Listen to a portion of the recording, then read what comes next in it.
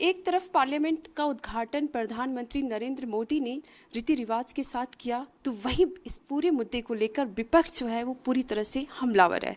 इसी मुद्दे पर हम बात करेंगे केंद्रीय राज्य मंत्री एसपी सिंह बघेल से। प्रधानमंत्री नरेंद्र मोदी ने पूरा मंत्रों के द्वारा पार्लियामेंट हाउस का उद्घाटन किया। विपक्ष जो है ताबूत से तुलना कर रही है, तो वहीं राहुल गांधी कह रहे हैं कि राज्याभिषेक हो रहा है।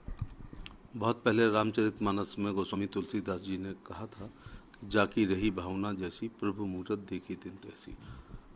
एक चित्रकार ने एक चित्र बनाया और कहा जो गलतियां ढूंढना चाहें तो सैकड़ों गलतियां लोगों ने ढूंढी, लेकिन जब उसने कहा कि ऐसा चित्र बना दो तो एक भी नहीं बना पाया।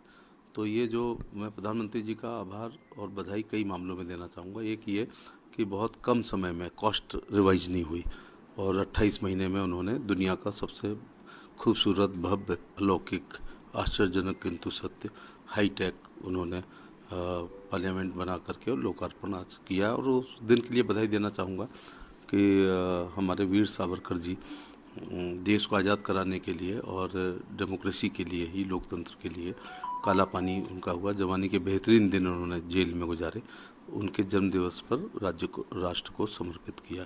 तीसरी बधाई देना चाहूँगा कि ये बहुत हाई टेक है। चौथा ये देना चाहूँगा कि उन्होंने दूरदर्शिता का परिचय देते हुए आने वाले 300 साल का इंतजाम किया है, क्योंकि 52 में जब पहले चुनाव हुए थे तब भी 542 लोकसभा की सीटें थीं, 2024 में भी 542 हैं, तब 3 लाख मतदाता थे, आज 24 लाख 25 लाख मतदाता हैं। तो आयोग बैठेगा अगर प्रसीमन आयोग, तो उस जनसंख्या के अनुसार सीट भी बढ़ाएगा। अभी पुरानी लोकसभा में आखिरी बेंच पर जो जूनियर पहली बार वाले बैठते हैं तो 16-16, 18-18 कंटिन्यूअस हैं बिना गैप के, तो 8 नंबर को उठना पड़ता है, तो सबको अपने ईयरफोन निकालने पड़ते हैं। तीसरा ये है कि इसमें भारत की सभ्यता, संस्कृति और आध्यात्म को भी सम्मिलित किया गया है। और चौथी बधाई एक ये पुरातन और नई संस्कृति को सम्मिलित किया गया है। पांचवा फेडरल सिस्टम को रखा गया है कि बनाते हुए राजस्थान का मार्बल लिया गया है, तो महाराष्ट्र के सागौन को लिया गया है, तो जितनी भी कारपेट है वो हमारे उत्तर प्रदेश में भदोई के कारोबारियों ने और मिर्ज़ापुर के कालीन बुनकरों ने वो दी है।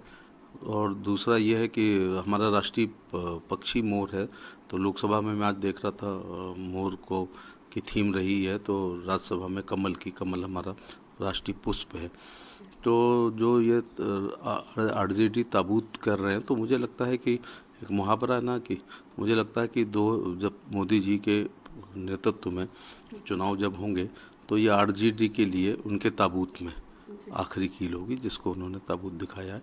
दूसरा जो राज्याभिषेक कह रहे हैं, ये चांदी की चम्मच मुंह में लेके पैदा होने वाले लोगों का राज्याभिषेक हुआ है, या रानी की पेट से पैदा होने वाले राजाओं का होता। तो जब से डेमोक्रेसी आई है, अब जनता चुनती है, और ये मोदी जी खुद अपने आप को प्रधान सेवक कहते हैं, तो राज्याभिषेक की बात करना ये बेबुनियाद है।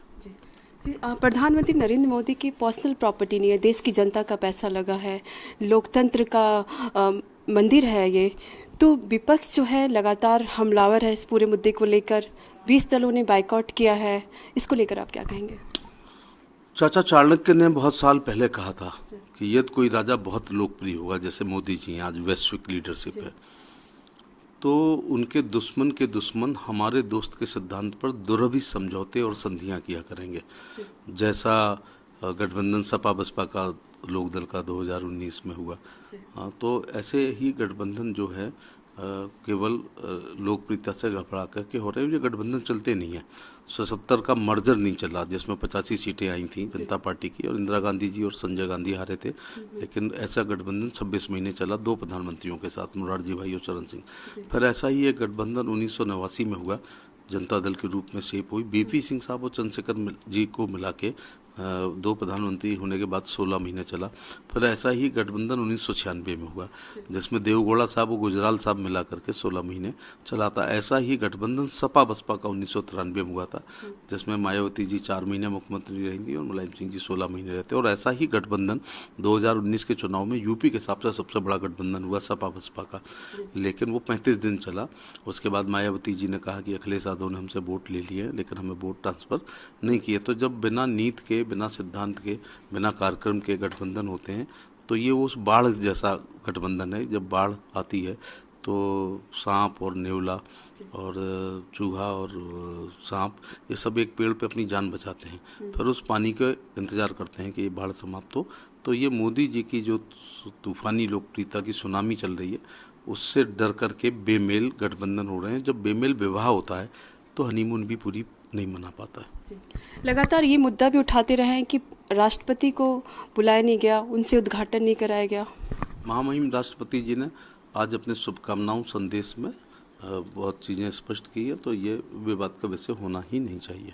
बहुत बहुत शुक्रिया। तो आपने सुना केंद्रीय राज्य मंत्री एसपी सिंह बघेल को। इस वक्त दिल्ली से कैमरामैन धर्मेंद्र झा के साथ श्वेता गुप्ता।